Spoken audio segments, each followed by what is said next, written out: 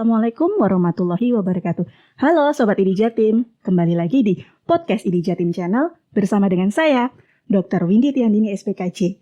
Nah, Sobat IDI Jatim pernah nggak merasa tiba-tiba tangannya tuh kebas atau ngelihat orang tiba-tiba jatuh tengah jalan, terus tiba-tiba bicaranya pelo? Waduh, kita kepikiran nih, apa itu stroke ya? Nah, kita kasih ngerti nih mengenai wajib tahu gejala awal stroke bersama dengan pakarnya. Siapa dia? Dr. Abdullah Makin, spesialis saraf konsultan. Halo dokter. Halo, Assalamualaikum. Suara saya bergetar karena saya ini ngobrol dengan guru saya nih. Waduh, saya juga bergetar ini. Nah dok, tadi kan saya sempat mengawali ya dengan kita seringkali melihat ya orang-orang tiba-tiba jatuh, bicaranya pelo atau tangan sama kakinya tuh nggak bisa gerak sebelah. Nah kemudian kita jadi overthinking nih kalau bahasanya anak sekarang. Jangan-jangan aku stroke.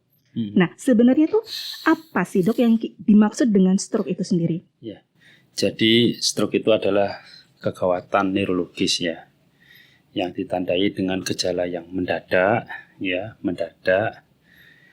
dan kalau definisi sebelumnya kan lebih dari 24 jam atau kurang dari 24 jam tapi pasiennya meninggal.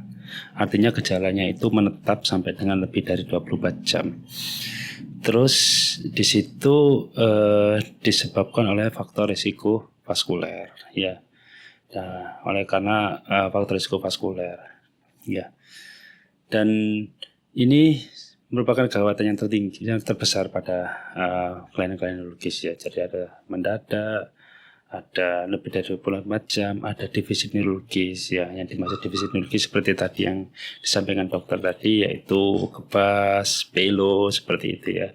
Dan itu disebabkan oleh kelainan pembuluh darah. Bisa karena penyumbatan, bisa juga karena perdarahan pada pembuluh darah di otak.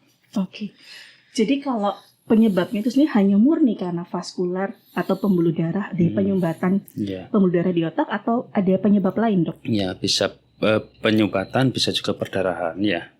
Karena yang kelumpuhan atau kelemahan mendadak itu tidak hanya disebabkan oleh karena pembuluh darah juga. Ada beberapa misalnya pasien yang epilepsi gitu ya, kejang, setelah kejang kemudian terjadi kelemahan separuh tubuh, itu kan bukan disebabkan oleh stroke. Itu namanya karena faktor habis epilepsi, habis kejang tadi ya, namanya thought paralysis seperti itu ya. Jadi kalau itu disebabkan oleh karena kelainan pada pembuluh darah ya, baik penyumbatan maupun perdarahan, ini yang disebut sebagai stroke ya. Jadi memang penyebabnya murni dari penyumbatan atau pendarahan di pembuluh darah otak ya dok ya. Nah gejalanya itu apa saja dok yang harus diwaspadai? Tadi kan dokter mengatakan ada penyumbatan atau pendarahan. Beda nggak gejala di antara keduanya itu dok? Jadi sebenarnya ya, untuk mendeteksi stroke itu untuk pasien awam itu ya, kita ada beberapa singkatan ya. Dulu ada namanya FAST, FAST ya. Tapi sekarang disempurnakan dengan BE-FAST atau BFAST. B itu yang pertama adalah balance ya. Kalau ada gangguan keseimbangan yang mendadak ya, itu bisa jadi itu adalah gejala stroke ya. Sebaiknya overthinking dulu untuk pasien awam ya. Jangan mungkin vertigo saja, jangan seperti itu ya. Overthinking, apakah ini bukan gejala stroke ya. Balance ya, gangguan keseimbangan, bisa vertigo, bisa tiba-tiba tidak seimbang jalannya seperti itu. Terus yang kedua ada E itu mata ya. Kalau ada pasien, ada orang yang tiba-tiba mengalami kebutaan satu mata mendadak ya, atau mungkin ada hilangnya lapangan pandang yang mendadak, itu bisa jadi sebuah gejala stroke ya. Ya, tiba-tiba saya nggak bisa melihat mata yang kiri saya gitu ya, itu bisa saja sebuah gejala stroke ya. Bisa saja karena penyumbatan pembuluh darah pada arteri yang ada di retina ya. Juga misalnya ada gangguan lapangan pandang separuh ya, itu juga bisa ya. Ada penyumbatan pada daerah otak yang bagian belakang seperti itu ya. Terus yang ketiga ada F ya. F itu face ya. Kalau wajahnya merot, overthinking dulu, itu adalah gejala stroke ya. F. Terus yang kedua A itu arm. Arm itu adalah lengan ya. sebenarnya tungkai juga ikut masuk, artinya ekstremitas itu ya. Kalau ada kelemahan pada lengan atau tungkai ya, atau kedua-duanya, atau mungkin juga ada rasa kebas pada lengan atau tungkai tadi, maka overthinking dulu itu adalah gejala stroke ya. Ya, yang setelah ada S itu speech ya. Kalau ngomongnya tiba-tiba belo, itu adalah sebuah gejala stroke ya. Overthinking itu gejala stroke ya. Ngomongnya belo ya, terus itu adalah sebuah gejala stroke. Atau mungkin ada gangguan berbahasa, mendadak nggak bisa ngomong ya, seperti itu. Mendadak nggak bisa ngomong, itu juga harus waspadai, itu adalah gejala stroke. Nah, yang ini mungkin sering juga kita salah ya, pasien awam, jangankan pasien awam, dokter juga salah ya. Kalau ada gangguan pemahaman, ini namanya afasia sensorik ini ya. Biasanya pasiennya mendadak ngomel-ngomel gitu ya. Datanya ke dokter nanti di psikiatri ya, dianggap itu adalah gejala psikiatri. Padahal bisa saja itu adalah gejala karena afasia sensorik, dari pasiennya itu tidak bisa memahami omongan orang lain ya, sehingga dia nggak punya drive, yang ada yang grab, akhirnya ngoceh terus. Nah, keluar kata-kata baru dan seterusnya, itu bisa saja itu gejala stroke. Kalau ada gejala-gejala di atas tadi, yang sebelum tadi, ya salah satu atau lebih dari gejala tadi, maka harus ingat time, waktu. Waktu ya, artinya apa? Kapan waktu gejala itu muncul? Gejala itu muncul itu kapan ya? Karena kalau gejala itu muncul, kita harus cepat ya. Kita harus cepat langsung kirim dan lakukan pemeriksaan, langsung dibawa ke rumah sakit kalau ada gejala itu. Jangan ditunda-tunda lagi, itu namanya time itu tadi, seperti itu. Bagi orang awam yang penting langsung ada gejala itu langsung dibawa ke rumah sakit ya. Bagi dokter ya, dokter spesialis maupun dokter jaga IGD, yang penting harus mengetahui kapan gejala itu terjadi, berapa lama gejala itu terjadi dari muncul sampai dengan datang ke IGD, karena itu nanti menentukan penata laksanaan selanjutnya. Seperti itu. Baik dokter. Nah, saya tertarik dengan tadi ya dok, waktu dari mulai gejala itu muncul sampai pasien tersebut dibawa ke rumah sakit. Terlepas dari penata laksanaannya, penentuan penata laksanaannya, itu nggak berimbas atau memiliki untuk nanti ini proses penyembuhannya itu bisa kembali lagi baik seperti sebelum stroke, atau nanti jadinya kurang baik untuk penyembuhannya. Ya, jadi karena stroke itu, terutama kalau stroke infak ya, stroke penyumbatan itu ya, itu kan otak itu nggak dapat oksigen. Dan stroke perdarahan pun seperti itu ya. Jadi terjadi stres oksidatif di otak ya. Semakin lama akan semakin banyak sel otak yang rusak. Karena sel otak kita itu mutlak memerlukan oksigen dan glukosa atau gula ya, glukosa. Dan otak kita kalau ada sumbatan, nggak dapat kiriman oksigen ataupun gula tadi, akan mati dalam waktu 5 menit. Nah, masalahnya kalau sel otak itu mati, dia akan ngajak yang lainnya juga mati. Ya, semakin kita tunda datang ke rumah sakit, akan semakin banyak sel otak yang rusak, sehingga nanti penyembuhannya juga akan berpengaruh, akan lebih berat untuk kembali menjadi normal lagi. Seperti itu. Nah, ini pasti ada pertanyaan lagi nih dok. Sel otak yang mati tadi bisa nggak istilahnya hidup lagi gitu dok? Ya, itu seperti manusia ya. Manusia kalau mati kan ya nggak mungkin bisa hidup lagi ya. Nggak mungkin bisa hidup lagi. Yang kita lakukan adalah jangan sampai sel otak yang mati itu tambah banyak. Yang pertama, karena ada daerah sel otak yang mati, ada daerah yang sel otak sekarat ya, yang kurang oksigen tadi ya. Maka kalau segera kita lakukan pengobatan ya, sel-sel otak yang tadi yang mau mati nggak jadi mati, sehingga kerusakannya nggak jadi tambah luas. Kalau kerusakannya kecil, diharapkan nanti sel otak itu kan mempunyai namanya plastisitas otomatis ya. Plastisitas itu tadi yang akan bisa mengambil alih tugas sel otak yang rusak tadi, seperti itu. Ya. Baik dok, jadi selain dari gejala tadi adalah waktu itu sangat berperan sekali ya dok ya. Baik dok, nah kemudian ada nggak sih dok faktor-faktor yang meningkatkan risiko seseorang itu terkena stroke? Ya, Jadi banyak faktor-faktor yang bisa menyebabkan seorang terkena stroke. Nah, itu dibagi menjadi dua. Yang tidak bisa dimodifikasi, yang bisa dimodifikasi. Ya, yang tidak bisa dimodifikasi itu adalah given ya.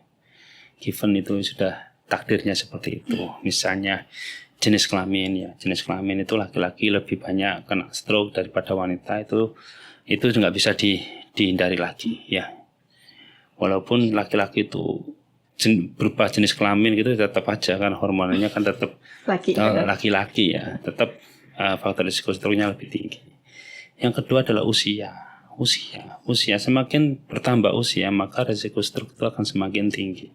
Itu nggak bisa dimodifikasi ya, walaupun pakai anti aging dan lain sebagainya tetap aja ya, bertambahnya usia itu akan meningkatkan risiko stroke. Yang ketiga adalah ras ya, ras itu juga nggak bisa dimodifikasi ya, Saya walaupun misalnya lahirnya di Jepang, kalau rasnya Jawa ya beda ya sama orang Jepang itu risiko kena stroke iskemiknya itu lebih kecil daripada orang yang kulit hitam misalnya seperti itu ya. Tetapi risiko stroke perdarahannya lebih tinggi ya. Bisa itu adalah seperti itu, ras itu nggak bisa ditipu. Terus yang selanjutnya ada genetik ya. Genetik ini kan hal-hal yang tidak bisa kita modifikasi. Kalau ada riwayat orang tuanya kena stroke ya, sakit jantung, tentu anaknya itu akan lebih berisiko untuk kena stroke maupun sakit jantung. Ya, ini nggak bisa dimodifikasi ya. Jadi itu adalah given ya. Tetapi faktor-faktor itu given itu juga akan bisa diturunkan dengan memperbaiki pola hidup, lingkungan tadi diperbaiki. Yaitu faktor-faktor risiko yang bisa dimodifikasi. Ya, antara lain inaktivitas. Kalau orangnya itu sedentan ya, jarang olahraga, ya itu risiko kena stroke-nya lebih tinggi ya. Hipertensi, yang memiliki hipertensi kalau tidak dijaga tekanan darahnya juga risiko stroke-nya akan lebih tinggi. Kencing manis juga seperti itu. Kencing manis kalau tidak dikendalikan kencing manisnya dari awal dilakukan modifikasi pola hidup sehingga tidak terjadi kencing manis, juga kalau nggak tinggi bisa terkontrol gula darahnya, juga risiko stroke-nya juga bisa diturunkan. Dan yang banyak di Indonesia ini adalah merokok. Merokok ini merupakan faktor risiko utama stroke yang bisa dimodifikasi. Semakin orang itu semakin merokok maka akan meningkatkan risiko stroke ya. Risiko stroke akan meningkatkan seperti itu. Mungkin di Jawa Timur gini nggak terlalu banyak ya yang merokok yang wanita ya. Di tempat lain banyak wanita juga merokok, itu juga meningkatkan risiko stroke juga pada wanita tersebut ya, merokok.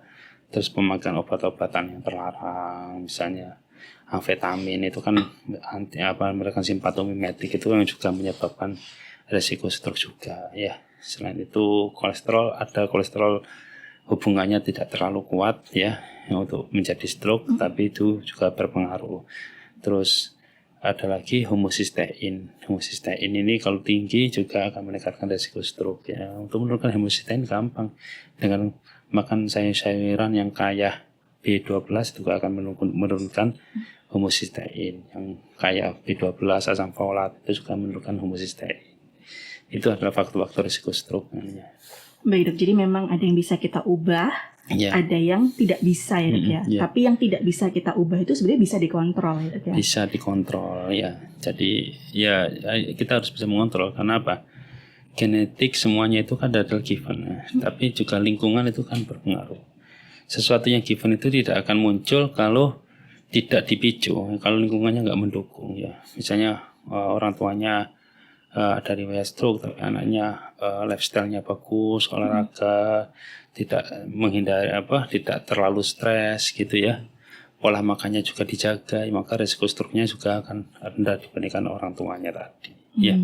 Baik, Dok. Iya. Jadi memang walaupun orang tua kita mungkin secara genetik kita punya stroke, tapi kita dengan memperbaiki Iya. pola hidup itu insya Allah menurunkan ya, Dok ya. Ya, insya Allah akan menurunkan angka kejadian stroke tadi. Wah, Ya. luar biasa.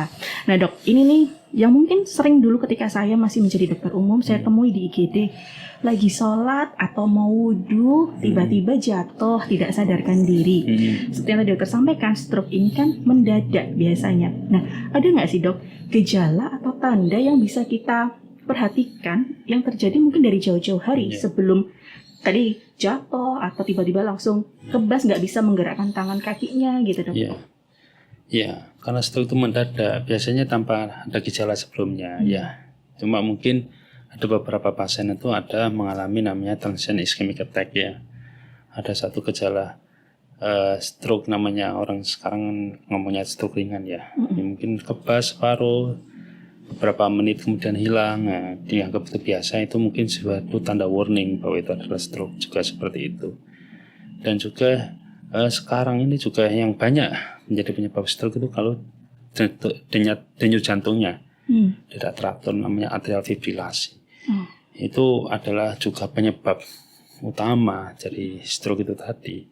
Maka kalau misalnya kita merasakan detak jantung kita tidak teratur, ya segera datang ke dokter jantung supaya nggak terjadi stroke. Ya kalau kita akan kontrol ritmenya tadi, detaknya tadi, kan tidak akan terjadi stroke ya. Sekarang juga banyak ya device ya, smartwatch yang bisa mendeteksi kalau ada gangguan irama jantung. Nah itu bisa juga berguna ya.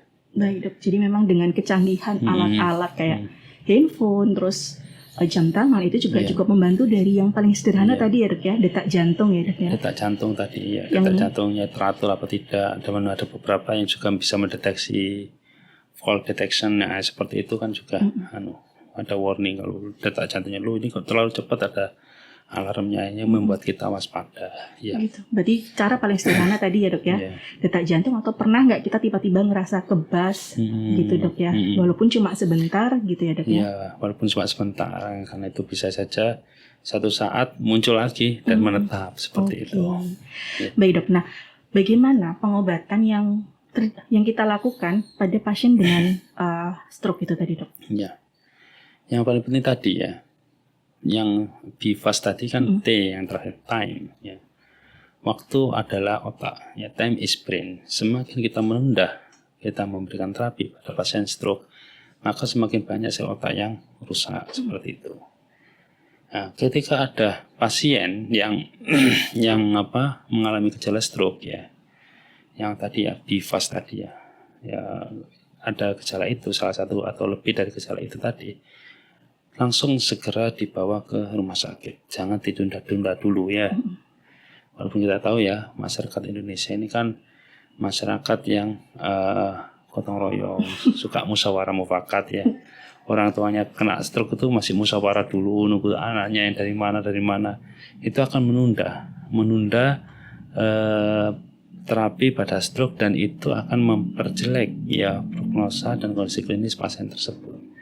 Sehingga kalau ada pasien dengan gejala tadi ya, BIFAS tadi, segera dibawa ke IGD. Ya, dibawa ke IGD yang apa? Yang ada fasilitas CT scan-nya. Jangan nanti dioper-oper dulu. Ya, saya ke puskesmas dulu misalnya nggak ada CT scan. Dari puskesmas dioper ke rumah sakit di Perding nggak ada CT scan-nya. Habis waktunya untuk keliling itu tadi ya. Langsung ke fasilitas kesehatan yang punya CT scan dan mampu untuk melakukan terapi ya. Terapinya apa? Pada stroke penyumbatan darah, terapinya adalah saat ini adalah diberikan obat untuk membuka penyumbatan darah tersebut, namanya trombolisis. Harus dilakukan trombolisis ya. Trombolisis itu waktunya sangat pendek, hanya 3 jam sampai 4 jam setengah dari onset. Dari orang itu mendapatkan gejala sampai dengan dilakukan trombolisis, nggak boleh lebih dari 3 jam atau 4 jam setengah tadi ya. Seperti itu. Sehingga ketika ada gejala stroke datang ke IGD, nanti kita bisa bedakan apakah stroke penyumbatan atau perdarahan ya. Kalau penyumbatan kurang dari 3 jam datang, nah bisa kita lakukan trombolisis. Ataupun 4,5 jam pada orang yang nggak memiliki diabetes, usianya muda, itu bisa sampai 4,5 jam. Bahkan sekarang sudah ada penelitian sampai 6,5 jam, tapi pada pasien-pasien benar-benar terseleksi ya. Tetapi di jurnal-jurnal yang ada, semakin cepat dari kejadian ya, terus dilakukan terapi trombolisis tadi, semakin baik outcome-nya ya. Outcome-nya semakin baik ya. Gejala sisa kelumpuhannya juga semakin hilang daripada yang sudah mendekati 4,5 jam tadi ya. Dan komplikasinya juga akan lebih rendah kalau sejak awal tadi dilakukan terapi trombolisis ya. Jadi memang waktu itu penting sekali ya, Dok ya. Sangat penting ya. Bahkan stroke ini haruslah diperlakukan seperti kegawatan-kegawatan yang lain, misalnya trauma henti jantung ya. Walaupun toh ya gejalanya kelihatannya ringan ya, hanya kelumpuhan jauh dari kematian, jauh dari nyawa, gak kayak jantung. Jantung kan langsung bisa meninggal langsung. Tetapi ingat, stroke itu adalah penyebab kecacatan yang pertama pada orang dewasa. Ya, kalau kita tidak lakukan secara cepat, nah kita bayangkan kalau misalnya yang sakit itu adalah kepala keluarga, tulang punggung keluarga yang biasanya bekerja mencari uang terus kena stroke, terjadi kelumpuhan. Tentu struktur sosial di keluarga tersebut berubah ya. Istri yang sebelumnya kepala rumah tangga, dia harus banting tulang mencari uang ya, karena suaminya nggak bisa bekerja. Makanya kita harus lakukan secara cepat. Walau gejalanya ringan, nanti aja CT scan-nya masih digunakannya, nggak boleh, harus langsung dilakukan CT scan. Nah, pada pasien-pasien stroke harus diberikan karpet merah ya untuk pemeriksaan secara cepat. Kenapa? Karena tadi ya, walaupun penyebab kematiannya nomor 2 ya di dunia, tapi penyebab kecacatannya nomor 1. Nah itu seperti itu. Berkaitan dengan tadi ya, kematian dari sel otak tadi. Iya. Ya kalau nih bahasanya lumpuh misalnya, terjadi kelumpuhan gitu, nggak bisa bekerja yang sebelumnya bisa bekerja, tentu struktur sosial juga akan berubah, dan itu kan implikasinya kan besar ya. Makanya harus kasih karpet merah. Ya. Standarnya dari pasien itu masuk rumah sakit sampai dengan diberikan obat trombolisis itu 1 jam. Tetapi kita berusaha mempercepat dari 1 jam tadi. Ya, kalau bisa hanya 15 menit sudah bisa dilakukan. Ya, diperiksa apa? Ketika masuk UGD hanya diperiksa gula darah, pasang infus, langsung masuk CT scan, di CT scan nggak kelihatan ada perdarahan, masukkan obat tersebut ya. Nah, sekarang sudah ada pendekatan yang lainnya dengan pendekatan endovaskuler dari intervensi ya. Pada pasien stroke ya, ketika dilakukan trombolisis tadi kita lihat pembuluh darah itu kalau masih buntu, itu bisa diambil sumbatannya tadi dengan pendekatan endovaskuler ya, seperti itu. Supaya outcome-nya bagus pada pasien tersebut, tidak terjadi kecacatan. Karena mau menyelamatkan yang masih hidup dan yang sekarat tadi, Dok ya. Oke. Ya, supaya nggak tambah luas. Karena bisa saja ya, kalau di CT scan atau kalau CT scan nggak kelihatan anunya ya. Kalau MRI itu bisa kelihatan mana sel yang sudah rusak, mana yang masih hidup. Bisa juga melihat ada penumbra sel-sel yang kerusakan juga kelihatan ya. Biasanya sel yang rusak hanya kecil gitu, tapi yang tersumbat sebenarnya banyak. Kalau nggak dilakukan terapi secara segera, ya akan meluas seperti itu. Dengan kondisi kalau itu semakin meluas, kecacatannya juga semakin banyak ya, Dok ya. Kecacatannya akan semakin tinggi ya, kemungkinan untuk sembuhnya semakin tinggi. Oke. Dok, nah ini ada nih, dari saya kecil kayaknya saya dengar kalau tiba-tiba tangan kita kebas atau bicara kita pelo, ambil jarum tusuk di jempol, Dok. Itu. Kita kasih ngerti nih, Dok, ke Sobat Idi Jatim, Dok. Gimana, Dok? Iya, itu ada namanya sains, ada pseudosains. Seperti itu kan, isu-isu seperti itu kan tidak terbukti secara ilmiah ya.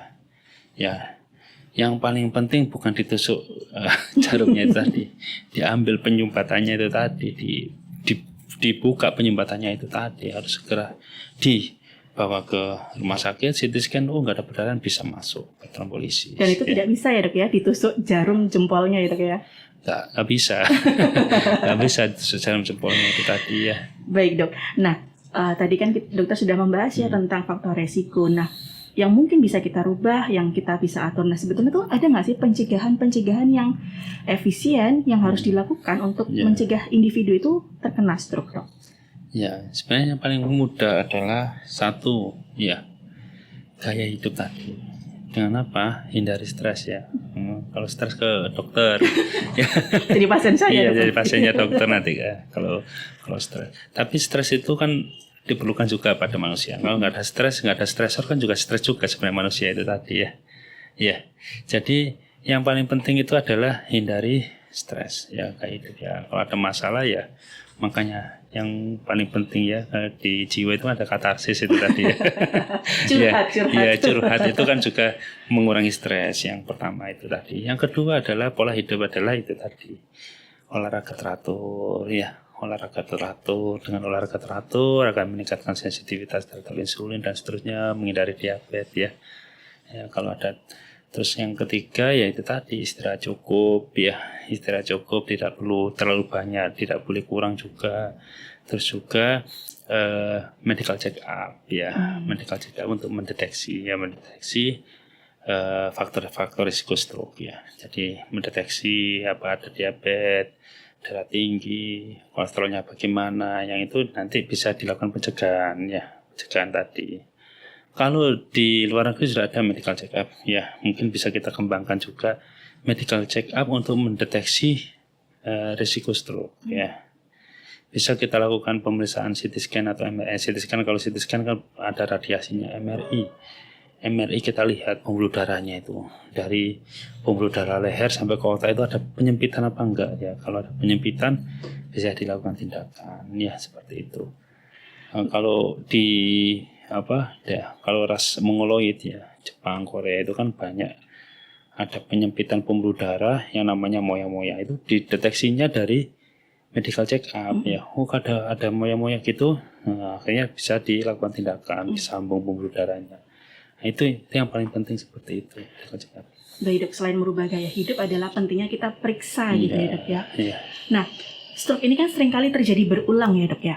Nah, kita sebagai keluarga, baik kita mungkin yang tenaga medis ataupun orang awam, apa yang bisa kita lakukan untuk menghindari agar individu atau orang tua kita misalnya yang terkena stroke tidak stroke lagi nih di kemudian hari dok? Apa yang bisa kita lakukan? Ya memang kalau pasien yang sudah kena stroke itu risiko untuk terkena stroke selanjutnya itu 30% lebih tinggi ya, daripada yang belum pernah kena stroke ya. Nah, itu adalah pentingnya pencegahan sekunder tadi.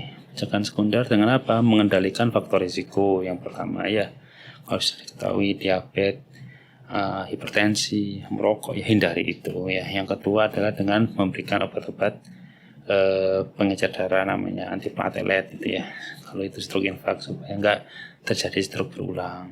Kalau itu stroke perdarahan resiko utama adalah hipertensi. Hipertensi harus dikendalikan dan harus dilihat selain hipertensi bagaimana pembuluh darah di otak tadi. Kalau masih ada misalnya AVM atau aneurisma itu pembuluh darah yang ngantong di otak ya, itu mudah sekali pecah. Maka itu bisa dilakukan tindakan disumbat ya dengan coiling namanya. Itu adalah pencegahan sekunder pada pasien-pasien stroke ya. Dicegah faktor risikonya tadi ya, terus kemudian ya lifestyle-nya diubah supaya tidak terkena stroke yang berulang. Nah, kalau bisa dilihat ternyata ada pembuluh darahnya yang menyempit ya, mungkin di daerah leher mungkin ya, itu bisa dilakukan pendekatan operasi namanya endarterektomi ataupun dipasang stent ya, seperti itu supaya nggak terjadi penyumbatan pembuluh darah yang berulang seperti itu. Apa bisa saya simpulkan ya dok, kalau dari penjelasan dokter Makin tadi, seseorang yang sudah memiliki stroke karena dia memiliki 3 kali resiko untuk terjadi stroke lagi, dia harus minum obat dan kontrol seumur hidupnya. Iya, harus kontrol, ya harus minum obat supaya tidak terjadi stroke ya. Kendalikan faktor risikonya, minum obat-obat pengecer darah tadi supaya tidak terjadi stroke berulang, karena obat-obatan tadi kan juga bisa menurunkan resiko stroke sampai dengan 45%. Seperti itu. Baik dok. Nah, sebagai pertanyaan terakhir nih dok, sekaligus nasihat nih dari dokter makin ahlinya nih, ada pesan nggak untuk penderita stroke dan juga keluarganya dok? Ya. Jadi untuk penderita stroke ya, yang sudah menderita stroke ya, jangan patah semangat. Ya, jangan patah semangat. Artinya apa? Kok kemudian saya lumpuh bagaimana? Semakin Anda menyerah ya, semakin menetap gejala tersebut.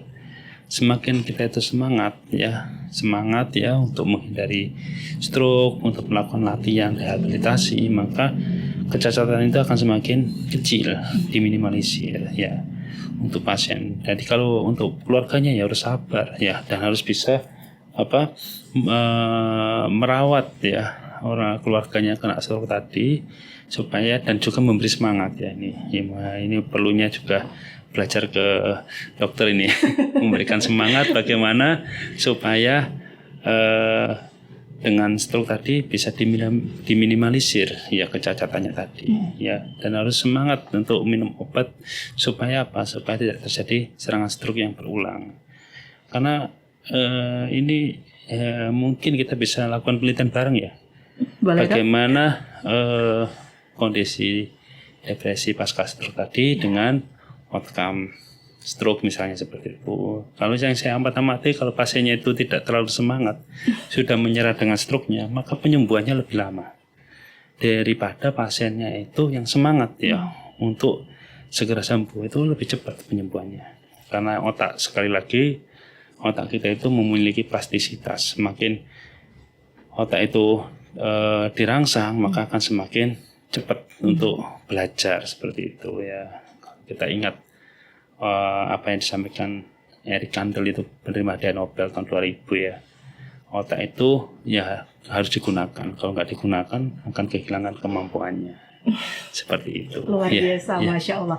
Jadi memang stroke ini bukan sesuatu yang kita harus ignore ya dok, kita harus udahlah stroke doang, kebas doang gitu ya dok. Tapi memang kita harus tahu tentang gejala awal stroke dan bagaimana penanganannya gitu ya dok. Karena ternyata untuk supaya kita tidak terkena stroke itu juga bisa kita lakukan sehari-hari ya dok ya, gaya hidup kita gitu ya dok. Luar biasa. Nah, gimana nih Sobat ID Jatim tentang edisi Kita Kasih Ngerti Wajib Tahu Gejala Awal Stroke? Menarik kan? Nah, jangan lupa untuk tetap jaga kesehatan, olahraga teratur dan makan makanan yang sehat ya dok ya. Betul sekali, luar biasa. Sampai jumpa di podcast ID Jatim selanjutnya. Wassalamualaikum warahmatullahi wabarakatuh. Waalaikumsalam warahmatullahi wabarakatuh.